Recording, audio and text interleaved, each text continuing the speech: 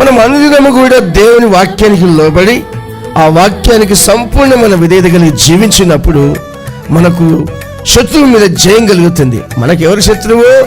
ఆకాశ మండలంలో తిరిగే దురాత్మల సమూహాలే మన శత్రువులు. మనం పోరాడినది మనుషులతో కాదు, కానీ ఆకాశ మండలంలో ఉండే దురాత్మలతో పోరాడుతున్నాం. వాటి వలన సమస్యలన్నీ కూడా మన మీదకి వస్తాయి. భూమి మీద ఉన్న ప్రజల్లో వాడే ప్రభావం చూపిస్తాడు.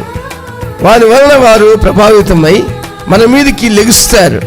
మనం ఎప్పుడైతే దుష్టుని బంధిస్తామో వారు మన ఎదుట నిలవలేరు, ఎవరు మన మీదకి రారు.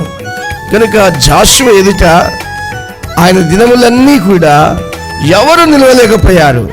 కారణం ఏంటంటే జాషువకు ఆ యొక్క శక్తుల మీద, ఆ శత్రువు మీద దేవుడు అధికారం ఇచ్చాడు. ఆయన కూడా పొందుకున్న ఆ శక్తిని ఎప్పుడు కూడా కాపాడుకున్నాడు. దేవుడు శక్తిని ఇస్తాడు సాధారణం మనం ప్రార్థన చేసినప్పుడు, కానీ దాన్ని కాపాడుకోవాలి మనం. చాలామంది దేవుడి యొక్క శక్తి పొందుకుంటారు, కానీ దాన్ని కాపాడుకోరు. మనం పొందుకోవడం కొరకు కొంచెం కష్టపడాలి. పొందుకోవడం కొరకు ఎంత కష్టపడతామో పొందుకున్న తర్వాత ఆ యొక్క రక్షణ కాపాడుకోవడం కూడా అంతే కష్టపడాలి. అప్పుడు మన జీవితంలో ఎప్పుడు కూడా జయం కలుగుతుంది. శత్రువు మన మీద గెలవడు.